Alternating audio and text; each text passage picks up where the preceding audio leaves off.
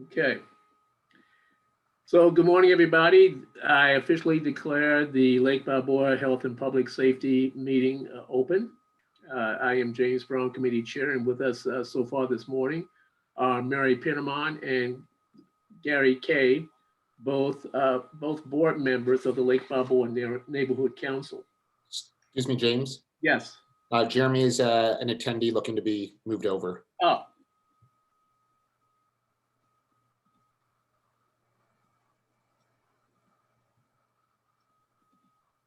Very good.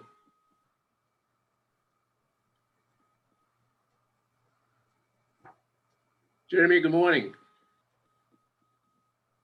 You will unmute yourself. There you go. Good morning. Good morning. I just officially opened the meeting and I activated the record to the cloud for this meeting. Okay, so again, welcome everybody. Thank you for coming. Another packed house that I have to see, but those things happen. People have lives and that type of thing. Well, I'm going to begin our meeting by first of all asking if anyone has any announcements that they'd like to make. Public announcements that are non-agenda items. If not, I will. I'd like to let you know that on January 13th of 2021 will be our next CPAB meeting, Community Police Advisory Board meeting via Zoom at West Valley LAPD. Our guest speaker during that meeting will be Council Member Bob Blumenfield, who will talk about the cabin community project that he has ongoing in his council district, as well as his comments about the topic that we're going to talk about this morning that has to do with the homeless issue. So that's going to be on January 13th. On January 16th, another health and public safety meeting, and this time it's going to function on, or feature, I should say, health issues during the pandemic, aside from COVID. I'd also like to announce that we do have, yet to be officially announced, but we do have a new deputy chief at the Operations Valley Bureau who will officially take the reins in January due to the retirement of Chief George Rodriguez. And the new deputy chief of Operation Valley Bureau will be the guest speaker at our February CPAP meeting. So everybody's excited about that.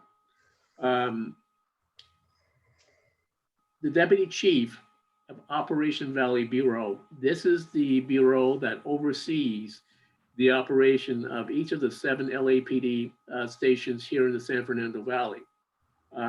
There are about 200 officers currently currently out of West Valley. And we don't look to see that number changed very drastically. As I get down later in the agenda items, I talk about police matters, we'll talk about how the budget reductions will affect LAPD as we currently know it. Today's topic, and you've heard me say it a number of times, today's topic has to do with health and public safety. We know what an important topic that is because it involves everyone. Today's topic will involve the homeless issue because that in and of itself, as many of you will agree, is a public safety issue.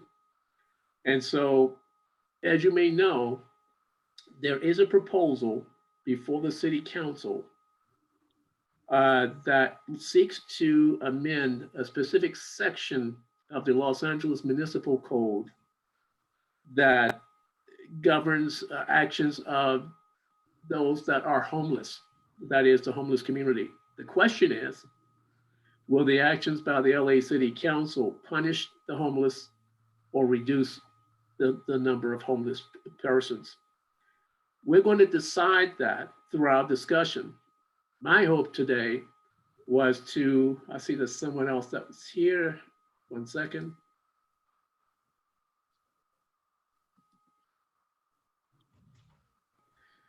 Michael Liu has joined us from the City Attorney's Office. Good morning, Michael. I'll ask you to unmute yourself.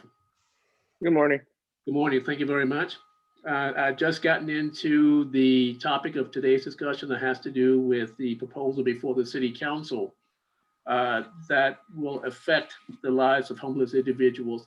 And as a matter of fact, it will affect the well-being of all of us here in the San Fernando Valley. By way of background, and as I said earlier, what this proposal before the City Council seeks to do is to amend a certain section of the Los Angeles Municipal Code 41.18 that governs where homeless persons can sit, sleep, lie on city property. And I'll go into more detail on that.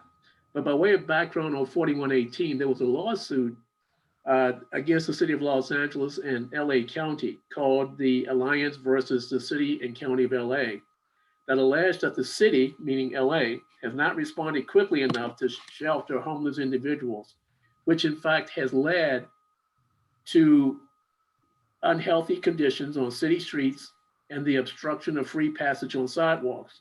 Now, LA understands the urgency to implement this action today instead of tomorrow. That's the question. Now, in 2003, and again, I'm just giving you a background as to what 4118 is all about.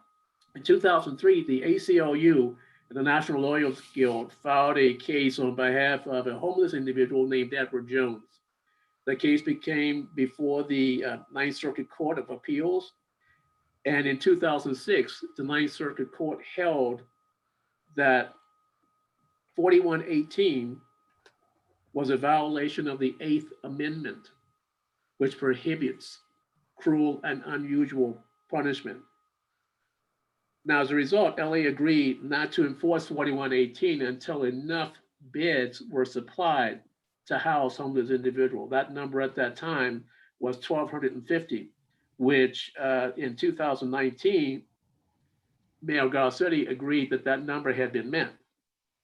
And as a result, though, of the passage of that ruling from the Ninth Circuit Court of Appeals, LA agreed not to enforce 4118 until they provided enough beds to house homeless individuals. Last year, in 2019, there was another court case that appeared before the Ninth Circuit Court of Appeals. And that had to do with Martin versus the city of Boise that held that no jurisdiction may criminalize the act of sleeping in public spaces until it has sufficient beds for its homeless or offers shelters to a specific individual before commencing law enforcement action against that person. Again, it goes back to the right of a homeless individual to sleep on public property, to lie on public property. And these are two cases which have come before the Ninth Circuit Court of Appeals, and the Ninth Circuit Court of Appeals agreed in their findings that the city cannot enforce actions against the homeless individuals unless those homeless individuals have been offered shelter. They cannot enforce action against them. But it's acknowledged that the city may continue to prohibit sleeping, sitting, lying in public spaces at particular times and at particular locations, even before a city is able to shelter all of its residents. So look at the nuances here. The first ruling from the Ninth Circuit Court said that it was a violation of the Eighth Amendment that prohibited cruel and unusual punishment. This latest ruling from this same Ninth Circuit Court in Martin versus the city of Boise indicated that no jurisdiction may criminalize the act of sleeping in public places unless it has sufficient beds for its population. The Boise decision did acknowledge, as I've just said, that the city may continue to prohibit sitting, lying, sleeping in public spaces at particular times and at particular locations, even if it doesn't have enough shelters to house the homeless. So what does that all mean? That brings us to what's before the city council right now. before the city council right now is on October the 21st, LA City Council members Blumenfield, Buscaino, Rodriguez, Krikorian, Price, Cedillo, and Lee presented a motion, Council File 20-1376, that many believe will drastically expand the criminalization and banishment of unhoused individuals across Los Angeles. Now, if passed, it would amend Los Angeles Municipal Code 4118 and 5611 to allow the city to ban sleeping, sitting, or lying down within 500 feet of freeways, ramps, and tunnels, sitting, sleeping, or lying down within 500 feet of any facility open after January 2018 that provides housing, shelter, services, safe parking, or storage to unhoused individuals. And it would ban sitting, sleeping, or lying down in any public space in the city if an offer of shelter is provided before enforcement occurs. The motion does not provide any new housing resources, wraparound services, or a solution to decrease the unhoused population. The reason why the city council is acting in this way is to, and again, this is just my opinion, is to create the impression of visible progress in terms of dealing with the homeless issue. Now, on October the 21st, that same day, a motion was referred to the Homelessness and Poverty Committee that proposed amending this 2118 to specify times and locations where it would be illegal to sit, lie, and sleep on public property. So what happened is that on October 21st, the city council held public meetings, and there was a firestorm of Twitter activity and comments that had came in from the public. That meeting on that date lasted 4 hours. And at the end of that meeting, Council President Nuri Martinez indicated that this was not a situation that could be resolved on that day. And so she therefore postponed any vote on this proposal until November 24th.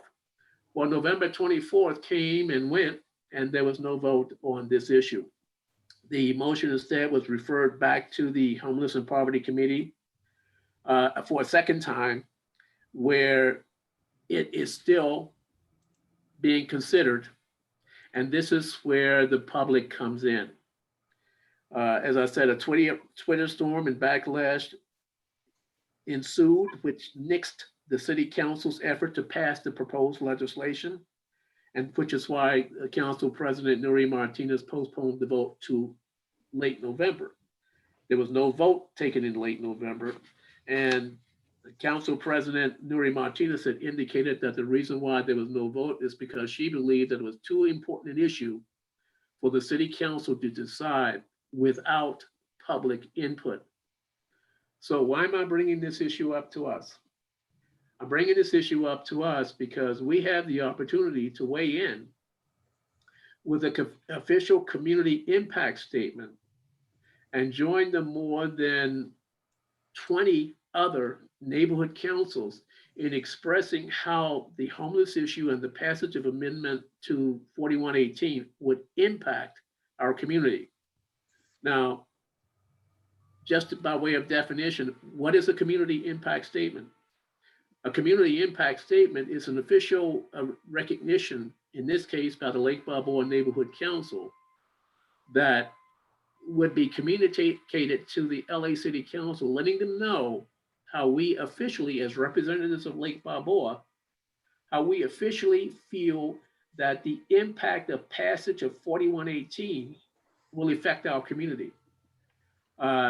That's why I indicated to you, I gave you the information whereby you could go on the website to read the number of community impact statements that were sent by various other neighborhood councils.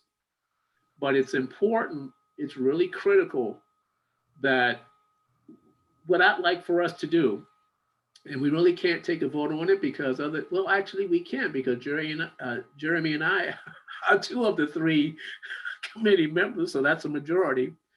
But what I would like for us to decide is to whether or not you feel that the Lake Balboa Neighborhood Council should issue a community impact statement in our next board meeting in February.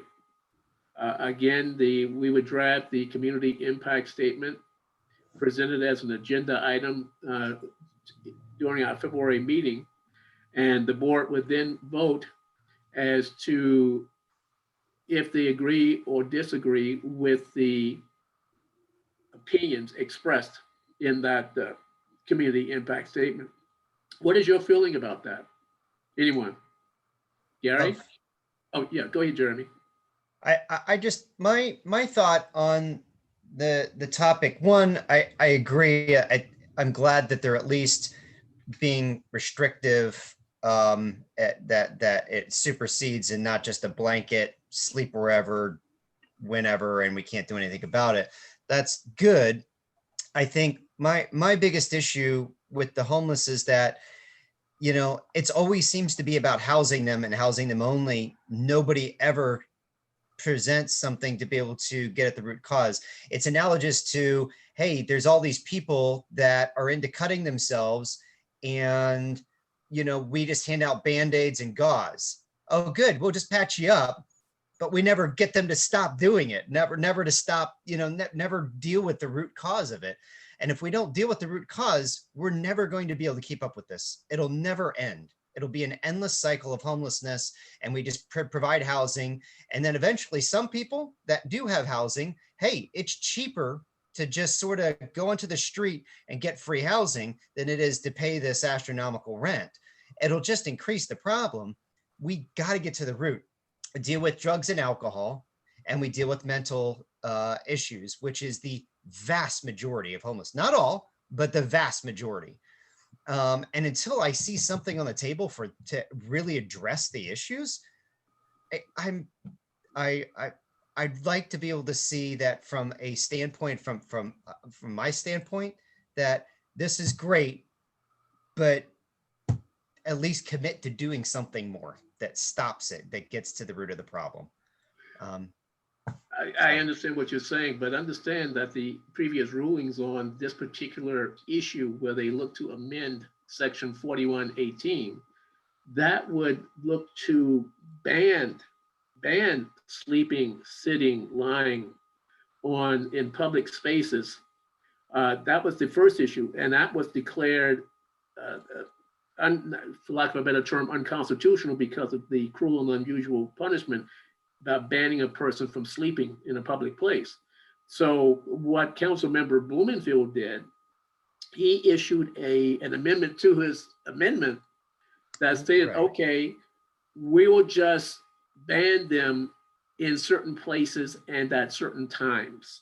Right. No, I totally understand. I get that. That's great. At least it's progress to be able to, because we can't just have the homeless anywhere and everywhere, just for public safety concerns. My apartment complex is filled with vast majority of it's all women. And I am the one guy that's kind of the protector and trying to keep all the doors locked and the gates closed and, keeping an eye on everything. And so, and we have homeless people that kind of just decide to wander through. Sometimes they're just going through recycle and stuff, but they are checking car doors, and it makes the ladies really uncomfortable because it's some guy with tattoos and yeah, just like I can understand that. So if you were to draft a community impact statement to the city council on this issue, how would you stand? In support of this issue, of this new issue to amend 4118, or would you be against it? Oh, absolutely for it. I mean, as it stands now, absolutely, I would have to be for it because at least it helps from a public safety concern. I get the homeless issue, but there has to be a reasonable balance. You can't just say sleep everywhere. No, I think we need to have controls. in terms of distance, obviously, just even for their own safety, being near the freeways and all of that, I think is great. And I appreciate Bloomfield's, amendment. Effort in that regard, yeah. Yeah. So. Gary, what do you think on that? I so appreciate you spelling it all out for us. I could not agree anymore with Jeremy. I would be in favor of it, but obviously would like to see more. And I don't know if in a community impact statement, if it's purely where we're stating for or against something, or if we have the ability to state we're for it, but would like to see X, Y, and Z. Right. Well, when you get the opportunity, please take a look on that council file. I'll put the slide up when I share my screen to go in and read the community impact statements that other neighborhood councils have put forth, expressing their views. Even homeowner organizations have put forth that issue. I said earlier how Nuri Martinez wants the public to weigh in on this issue, guys, and this is critical. This is a critical thing because you see, they tried to push this amendment through early on back in October without the amendment from Bloomfield. That didn't happen at that time. They tried to push it through, but there was so much backlash from activity groups, activists and so forth, that they weren't able to do it in time, which is why Nuri Martinez postponed the vote on that to November the 24th. And there was still backlash and Twitter activity coming from the community.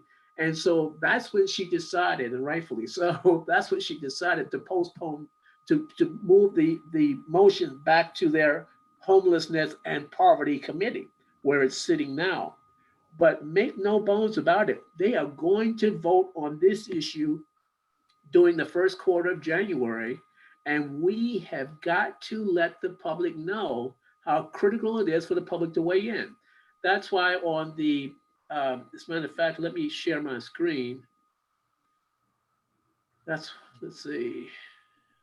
James, Yes. is there a chance that they may vote on it before our February meeting? If it's the first quarter, would they potentially act that quickly? It's a possibility. That's why I would like, what we can do, great question, Gary. What we can do is to request of Linda to have a special meeting whereby we can present our ideas for a community impact statement that we send in January before our February meeting. Great idea, Gary. I know that's where you were going with that. Thank you. Thank you. Because it's critical that our neighborhood council, not just our neighborhood council, but community members let their feelings known. Let me share my screen here. I'm going to hit share screen and gosh darn it.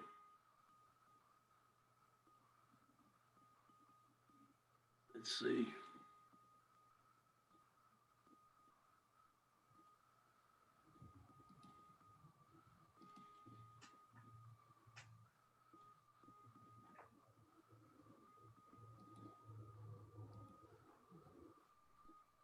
I'm having a problem here, so I won't do it at this point in time.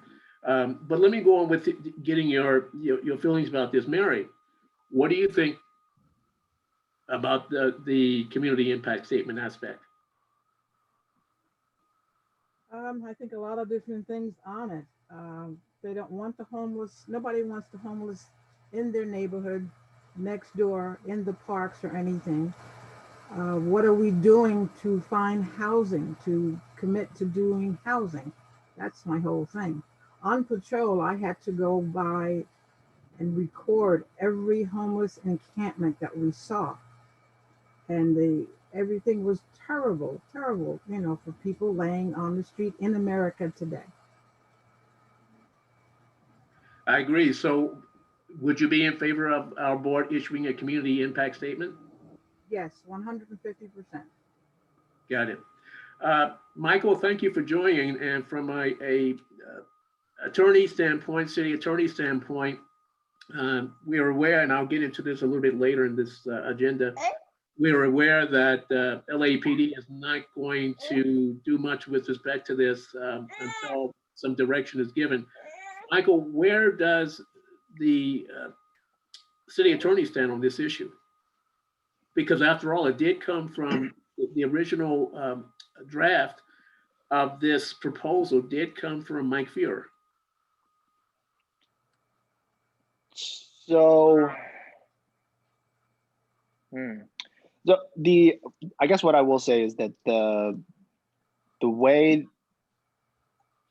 I believe the intent of the amendments to these code sections are trying to bring them in line with the two cases that you talked about, the Jones decision, well, the Jones agreement and the Boise case. Yeah. What I wanted to point out is you guys bring up some really good and interesting points. One thing I wanted to point out was with respect to the Martin case, part of the rationale of requiring them to have beds and giving them an option to get off the street is the whole idea that some people don't have the choice. So this criminality, the law of basically sleeping on the street, that person didn't have a choice to do that, to break the law. So like when someone's, a graffiti case or petty theft, most people make an active choice to do that criminal act, putting them in jeopardy. Some of these folks don't have that choice. So that's why I think the decision says you have to give them that option, give them a place to go, a chance to not be in violation of this code section. And then if they choose not to, then you can continue to make that a crime, I guess. So that's the answer to your question, I guess, is the code section basically is trying to bring all of that in line with the way the courts, I guess, are viewing it with their decision. Right, in particular Boise. That most of you may know that Bloomingfield has instituted what's called a cabin community project behind his office to house homeless individuals that were sleeping in the wash in that part of the valley and under the overpasses in that part of the valley. He's building and constructing 50 cabin community homes, 8 by 8. 8 by 8. Sorry for that.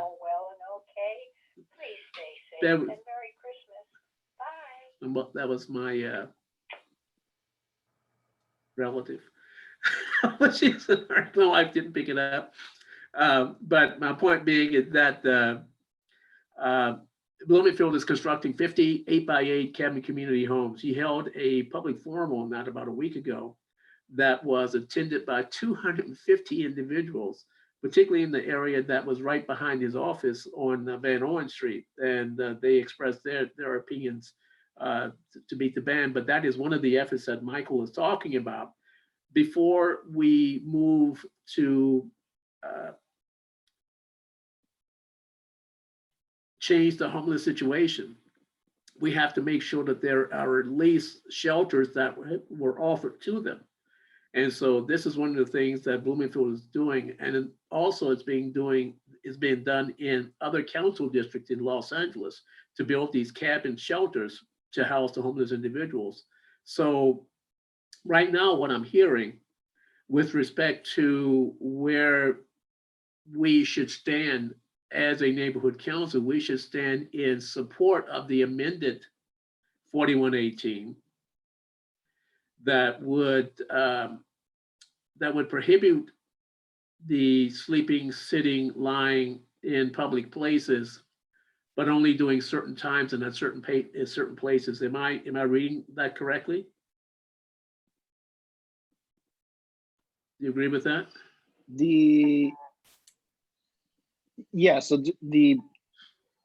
I didn't quite, can you repeat the question one more time?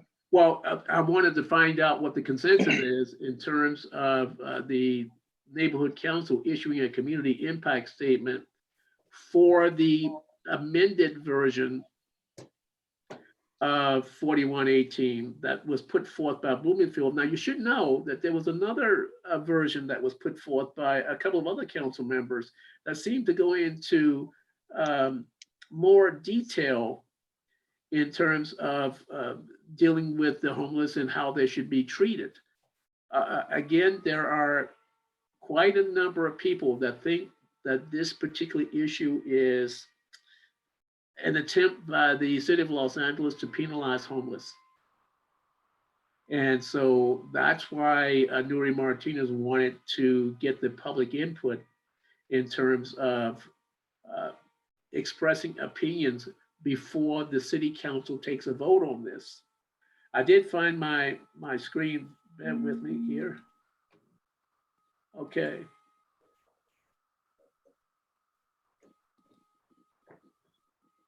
Okay, you can see this shot on the LA City Council website. There is a part of on the LA City website that allows you to go in and click that red button up there that allows you, and a screen opens up that you see down below that allows the public to make a comment on a various issue. And you can do it anonymously. And this public comment is seen by every member of the city council. And this is why it's important that the public go onto the LA City Council website, LA City Clerk Connect, and click on this tab that says new. This screen below opens up that allows the individual to post their public comment. They have up to, I believe it's 100 words that they can utilize the screen with, and it's seen by every member of the city council. And this is what Nuri Martinez is talking about when she says it's important for the public to weigh in on this. So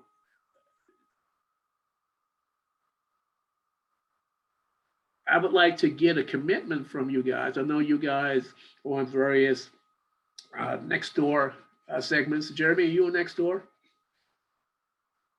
Yeah, I mean, this is an issue I think that if you post in your next door segment, Mary, you do the same. I know Linda is on it, but if you do the same, let the public know.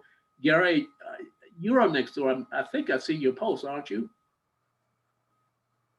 I am.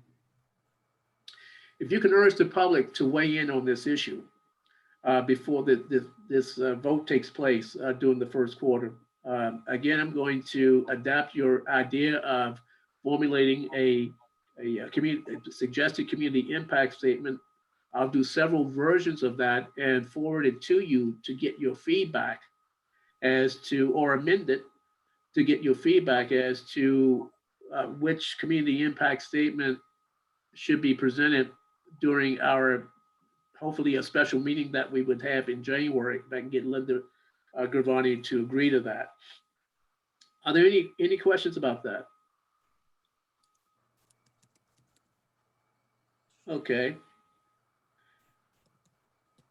Does everybody understand how important this issue is? Are there any questions, any issues that you may have? Mary?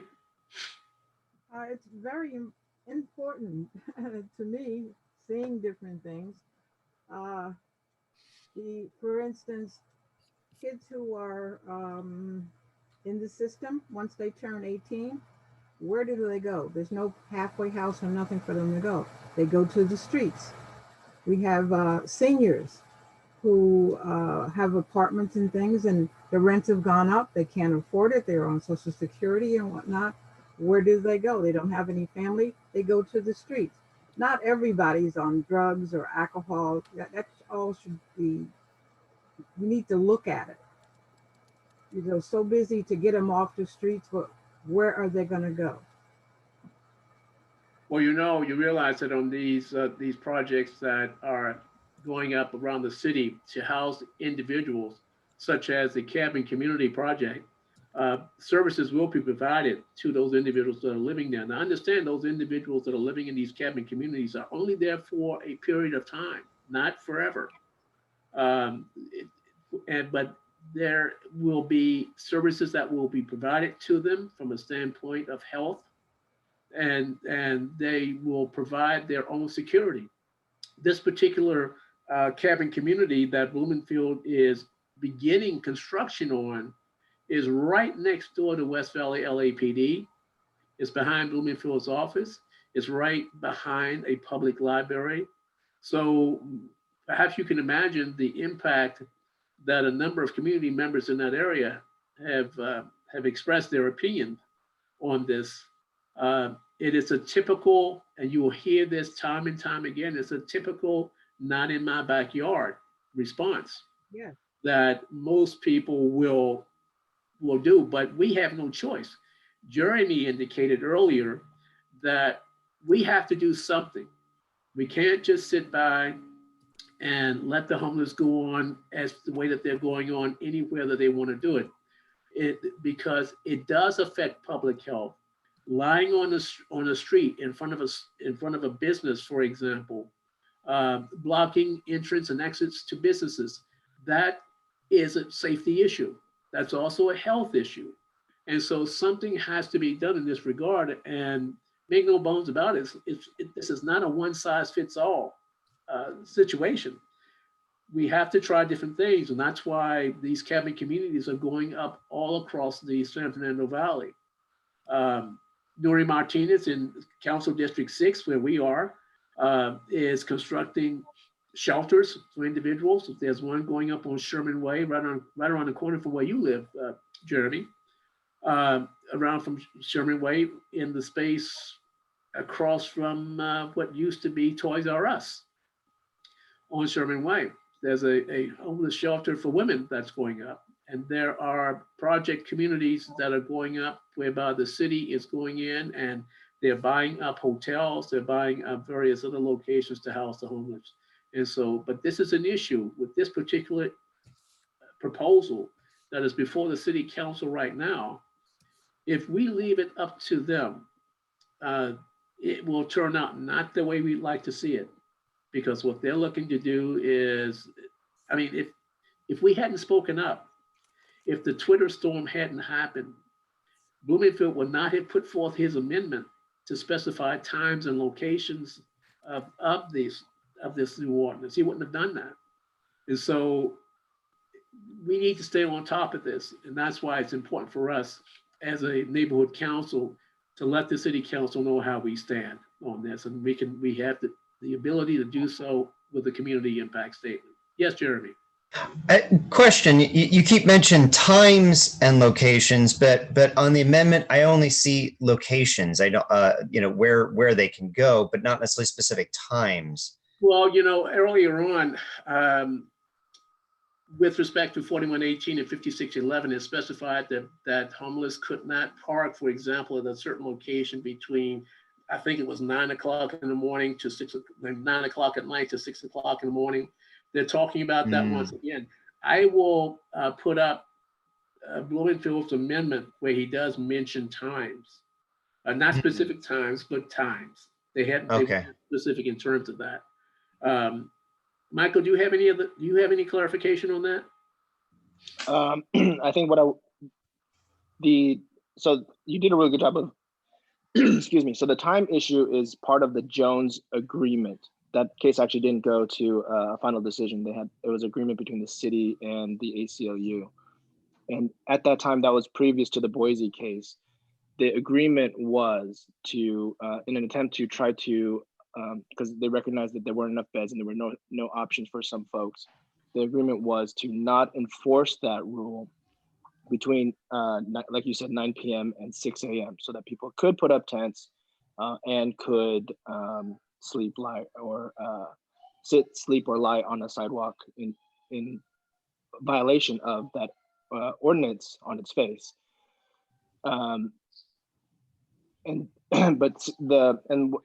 These amendments are trying to bring everything back in line, because if someone were to look at that, they would never have seen or known, unless you just knew historically that there was this agreement in place that Right.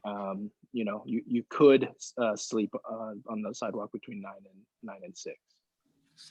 Right. So there will be times specified, but again, there are people that believe that this is cruel and unusual punishment still.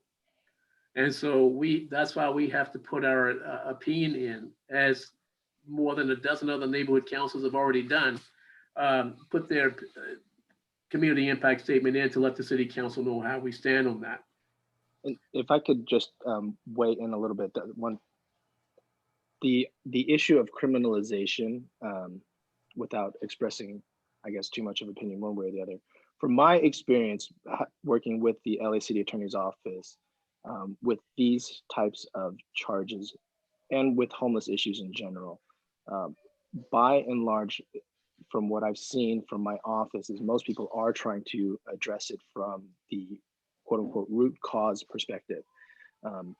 I recognize, and I think most of my colleagues recognize, that putting someone in jail for a long period of time, A, doesn't happen anyway because of overcrowding, and B, will not address any of these issues. So by and large, the probationary terms that we try to agree to will include some mostly rehabilitative things. One is to try to keep them away from locations which they may have, may cause some of the criminality, like because it's a location that they're familiar with, or where people are selling drugs or whatever. And or if there's a drugs or alcohol thing and we can get them to agree to it, that will be included. Maybe some type of rehabilitation program will be included in conditions of probations and things like that. But it's something that is negotiated, and it may not necessarily be uniform across all prosecutors and prosecutory agencies. So I can only speak from what I've seen, but Great. I just wanted to dispel the notion that because this crime exists, that someone's going to be thrown in jail for a long period of time just for being homeless. That is a risk, obviously, and an overzealous prosecutor could potentially try to do that. Right. Thank you. Here is, I'm going to share my screen once again. And Jeremy, you were talking about, here is Blumenfield's motion, whereby the proposal before the city council be amended still, where it says it shall be unlawful for a person to sit, lie, sleep upon public property, and amending the 5611 with section 4118, and note the suspension to 2 subsections of 5611 pending the outcome of the judicial appeal related to these subsections. But basically, they want to strike the following language from the draft ordinance of 4118, where at no time shall any person who has been offered shelter sit, lie, sleep in or upon any street, sidewalk, or public right of way or property or public owned property. This is the portion they're striking from that amendment to 4118. And this is the one that was recently put in late October by Blumenfield. Got it. Okay. Okay. Yeah, I've got that. You sent it out earlier, so I've already Okay. gone through that. Good, Very good. Good. Hold on just a second.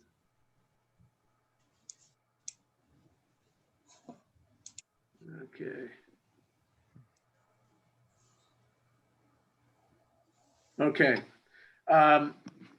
Moving right along the next part of the agenda, what we can expect from West Valley LAPD during the COVID crisis.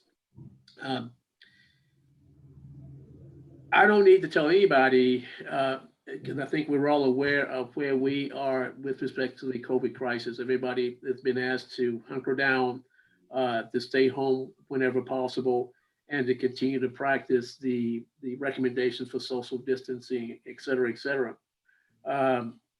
We have a new deputy district attorney that was elected in Los Angeles, George Gascon, who recently sent out a special directive 20-07 to all deputy district attorneys that had to do with misdemeanor case management. And it goes on to outline those sections where he is going to not prosecute individuals. I know Michael, you got a copy of this special directive, did you not? Yes. Okay. His Gascon's direction right now is meeting with a number of pushbacks both from the city attorney standpoint, as well as LAPD. And I haven't gone through the entire packet on it, but it's quite lengthy and involves a number of things. Do you have any issues with the special directive that might affect law enforcement's ability to continue to do their job?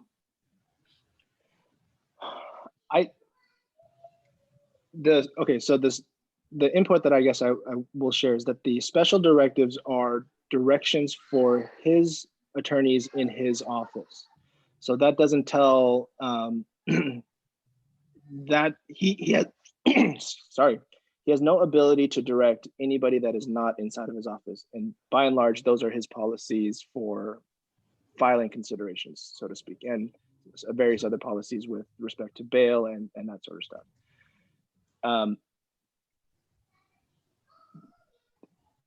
Technically speaking, it doesn't. Those orders should not change the way LAPD does their work with respect to what is legal and what is not. They may reprioritize things if they get direction from a prosecuting agency saying you can do whatever you want with these type of cases. We're never going to do anything with it. And if that's the case, then their management may say, well, then let's reprioritize. We have limited resources anyway. Let's focus on things that may result in something, if that makes sense.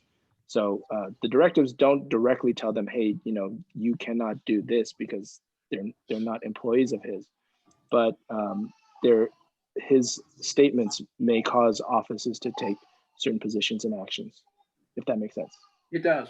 It does. Thank you. I wasn't going to go into detail, but I only bring this up is because, as we all may know, when a homeless individual is taken into custody and brought in under arrest, for lack of a better term, it's basically an in and out revolving door type of a situation, because not many homeless individuals have the ability to post bail in that case, which is why most police are reluctant to respond to those particular types of situations unless the homeless individual has committed or in the process of committing a serious crime. But most individuals that have taken in there's certain classifications that will be classed as misdemeanors, and they will be processed and then released because they can't make bail anyway. Gascon's view on this, it has met with a lot of mixed emotions from various people, both attorneys as well as LAPD. So I'll keep you informed on that. Jeremy, did you have any question about this? Did you want to say something? No, that's all right. Okay. With respect to LAPD, there is feeling right now as to there might be a reduction in the number of sworn officers laid off.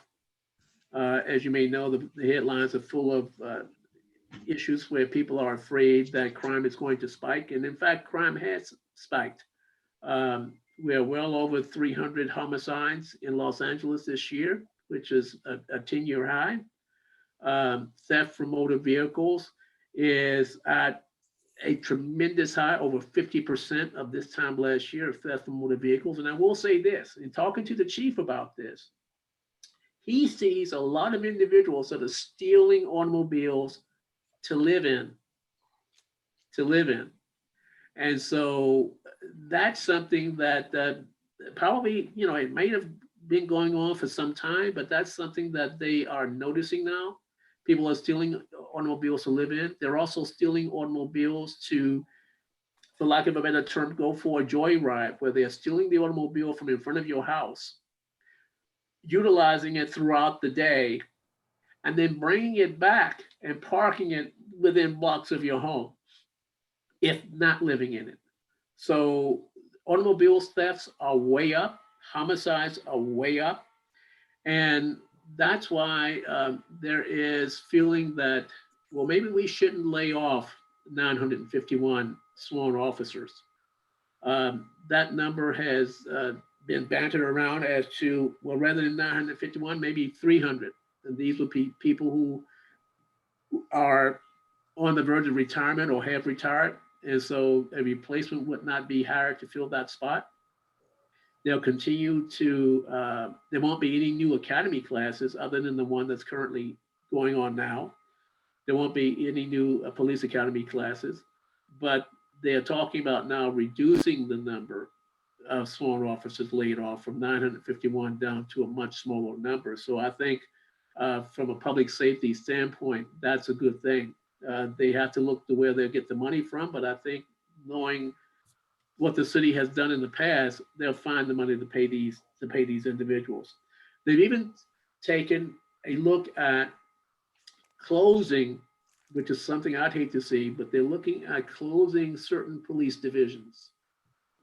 Three of them have come to mind. One being Topanga, and I won't go beyond, and another one being south of the 10 freeway, which I would hate to see because I think that's where police divisions are needed in that area, the central division.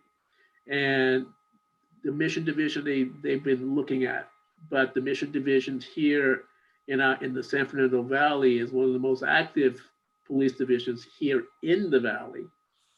So the chief looks at that from the standpoint of, okay, you have reduced our budget. So we have to look at ways where we can reduce the budget or compensate for the reduction in budget by making changes here and there. And so that's why they are looking at possibly closing a number of divisions. Now, West Valley is not one of them. West Valley LAPD will continue to remain open. Of course, none of the divisions are open to the public right now, but West Valley will continue to remain valuable. As I get more information as to what LAPD and the changes that they're looking to make, I'll let you know about that. Our neighborhood council will probably be the first to know about it because I generally get the information on that quickly. But I'll let you know about that as well because it's a public safety issue. Needless to say, that from the public safety issue, we still must continue to look out for one another. Our neighbors have to look out for one another because there are more people than ever that have been released to the streets. One reason is because of the COVID situation that is taking place in jails. They're looking to release non-violent individuals that they deem are non-violent individuals back into society. So there's more people on the street. We have to be vigilant and we have to know what to do and the actions to take.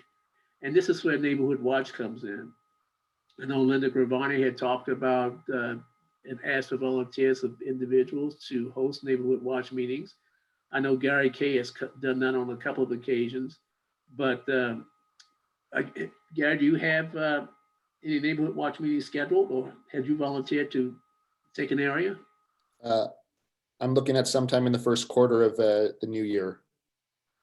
Okay, that's great. I don't have the time to do it, but I will look at doing something in that is during the first quarter as well. Murray, what are you looking at? Is that something that you and Linda have considered? Hosting a Neighborhood Watch Zoom meeting? I have not, Linda hasn't indicated anything like that whatsoever. Mine, what I'm doing is basically. I can't hear you, Mary. Can you speak up? Linda hasn't indicated anything of having a watch meeting. The things I'm doing on my own is helping out as a volunteer. Right. In all areas. Case in point, the detectives, they're retiring. Some have been there 25 plus years and 30 years. They're leaving because of, I won't go into things that I've only heard going by. For myself, I'm only required to give 4 hours for our patrol. I changed my hours because I got this card from a detective. I changed my hours from 9 to 4. And I'm answering the phones and it's unbelievable all the things that's going on. So I'm doing my best and I would encourage others to, you can answer the phones, whatever volunteer help it's needed. Gotcha. Thank you, Mary. Gary, your hand is up.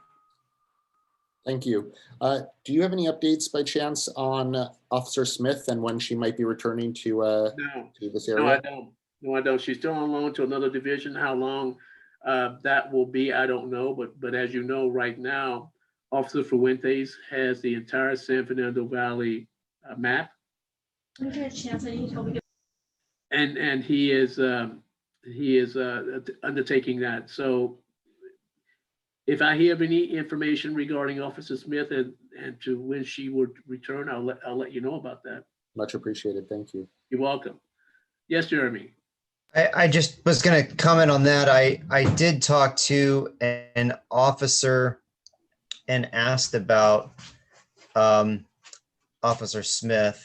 I'm totally drawing a blank on who it was that I spoke with, but they actually said that I think they're wrapping up what they were doing and she should be back soon. But they didn't give a specific date. So I did at least hear that. Well, good. That's good to hear. Mary. As of Wednesday, I asked about Officer Smith, and from another slow officer, there's a great possibility she will not be coming back. Due to retirement or what? No, she's going to be wherever she is. Well, it's supposed to be Van Nuys. She may be there with Van Nuys. Oh, okay, you mean transfer. Yeah. Okay, understood. So, all right, I'll talk to Hugo about it too. Maybe it was Hugo Fuentes, Jeremy, that you spoke to, because he's her partner in Lake Balboa. Right. So, all right, so that's an update that I'll get back to you on as soon as I get more concrete information about that. That would be good. Mary mentioned the volunteer patrol. Again, I can't emphasize how useful a unit the volunteer community patrol has been to West Valley. You know, we've got a number of members of all ages, men and women, that volunteer on the patrol. And it's something that I know as a member myself, I get a great deal of satisfaction from, because I feel as though I'm making a difference in the community, from helping a stranded motorist that's broken down in the middle of Ventura Boulevard in Encino, to Mary helping to find a homeless individual. She's done that. But it's a situation where, with the reduction in personnel at LAPD, more people are needed than ever before that will serve as the eyes and ears to LAPD to allow them to better deploy their resources given certain circumstances that occur in the community. Each time I patrol, my partner and I see all types of individuals that are in our community that are in various states of well-being or not well-being. And I have to tell you, it's an eye-opener. And it gives one the impression that there's more yet to be done out there that we can do if only we will step forward and do that. I'll just leave that there, because we are looking for more volunteers. During my next health and public safety meeting, what I plan on talking about, I'll shift from the public safety aspect to the health aspect, which is in fact a public safety aspect as well. And we'll talk about the next, another pandemic, not pandemic, but another health emergency that is going on right now, and that is opioid overdoses. Opioid overdoses are continuing to occur on a daily basis. Last year, opioid overdoses were the number 1 cause of death of men under age 50. And they are still experiencing a number of overdose cases. You may have heard the broadcast where the public health department has said that unless you have a dire emergency, do not come to the emergency room, because they may not be a bad bed for you. Opioid overdoses sometimes require an individual to be hospitalized. Opioid overdoses occur when persons overdose, sometimes unknowingly, on pain medications. that are legally prescribed to them by doctors, but in some cases they are illegal medication, illegal drugs that cause a person to overdose and not know it. And so the next meeting will have to do with, um, 1 second here.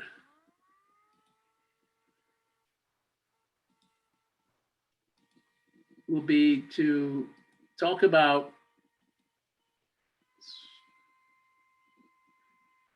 Jeremy, I'll get this one of these days, sharing the screen.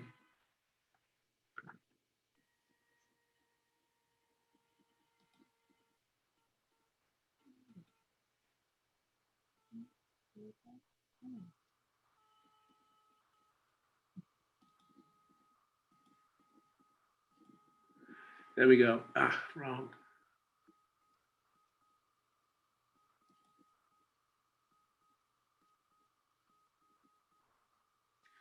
Sorry, guys, I don't see it. But I'll talk about opioid overdoses and how we can, and what needs to be done from the public standpoint in terms of reducing the amount of overdose cases and what we can do. How to recognize the symptoms of an opioid overdose and what to do once you recognize these symptoms. It's the #1 cause of death, as I say, adult men under age 50.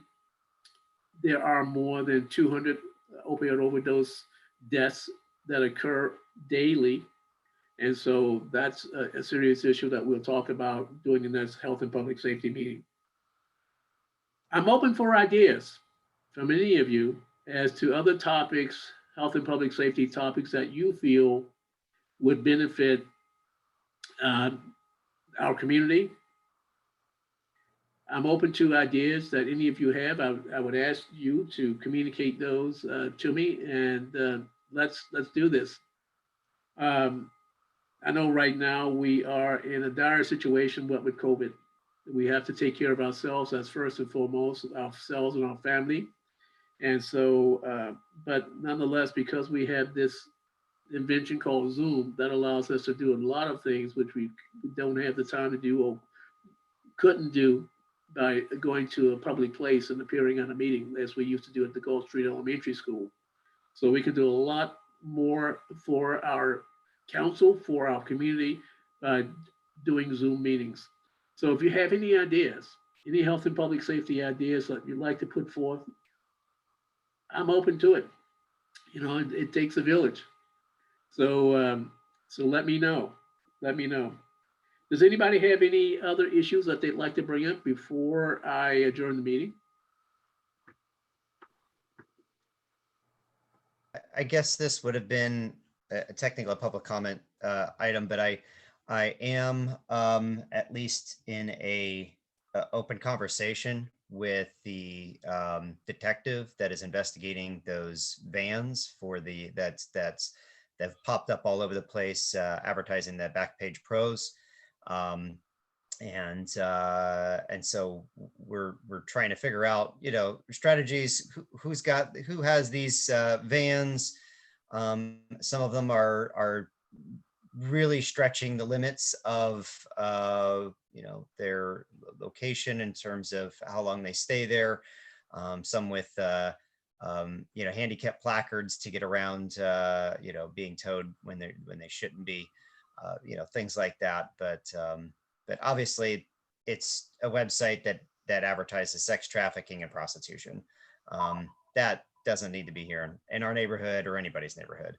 And so we're trying to come up with strategies of how do we, you know, and in fact, this is actually something that I've been hoping to do, is at some point, once we gather enough information, to have a impact statement that we, you know, as a neighborhood council could put forth to the city council and say, hey, you know, let's ban, you know, anything that would promote sex trafficking and prostitution. We don't need that anywhere. So, but anyway, it's something I'm working on. I agree. Let me ask you this, Jeremy. Had you spoken at all to Jonah Glickman about this? I say that because, Yeah. Go ahead. Yeah, I've spoken with Jonah. I've had some brief conversations with Officer Fuentes, and then he actually directed me to the detective that's investigating it. And so I have sent a whole list of information and locations of these vans to him. I have not received a response back, so we haven't had that conversation back of the most recent, but he's supposed to get back to me shortly with a little bit more details of the. That's great. The reason I things say are that at. is, that's great, because the reason I say that is because Nuri Martinez has been at the forefront in going after these places that are advertising like Backdoor and so forth. As a matter of fact, she did that because Backdoor at one time we used to advertise in magazines, Right. and she went after them then. So this is the same outfit, it sounds like, and they're doing it on the back of vans. And so I think, Yep. and it's in CD6. You know, Yep. it's not a, it's in CD6. So I would think that all the more reason for her and or Jonah to get involved in terms of seeing who these people are and stopping it. I think that would be an effective tool. So I'm glad you're in touch with Fuentes and Jonah with respect to this. Keep us informed on that. So that's a good thing. You got it. Any other issues to bring up before we close? Well, I want to thank everybody for attending. Michael, I would ask you if you have any ideas as to topics that you'd like to bring up during a health and public safety meeting, if not a CPAP meeting. I don't. And I wanted to put out the same question really, because I think there's probably a good opportunity to exchange some information. I'm not quite sure what people are interested in. So I guess unfortunately, like any other lawyer, I'll answer your question with the question and say if there's any other suggestions, I'm happy to lend whatever expertise I can. Well, funny. I guess I'll say this. What I could probably be helpful on is getting some historical background or just practical application of how some of these crimes are being what's happening in the courtroom, basically, to help kind of educate or exchange information that way. That might be something I could help provide information on. That would be great. I will shoot some ideas to you, and then we can make that part of our meeting. And as a matter of fact, even part of a council meeting, I would say. It's that big of an issue that affects everybody, and the role that the neighborhood prosecutor plays in that respect in helping to resolve difficulties among neighbors and so forth, particularly now where people are confined at home, tensions are high, people are responding in ways that they shouldn't respond, or maybe in ways that they might not otherwise respond in the more common or more normal times. So that would be a great topic to explore for a council meeting, if not a neighborhood public health and public safety meeting that I run. Unfortunately, I wish I could come up with ways where we can attract more people to our meetings. I think the topics that we cover are important, but we have to take it one day at a time and see what happens, and as issues arise, to bring them up. That's what our job is. So I'd like to take this opportunity to thank everyone for coming. And unless anyone has any other comment to make, I would officially declare the meeting adjourned. Happy holidays. Thank you. Happy holidays, everybody. Happy holidays. Happy holidays, everyone. Thank you.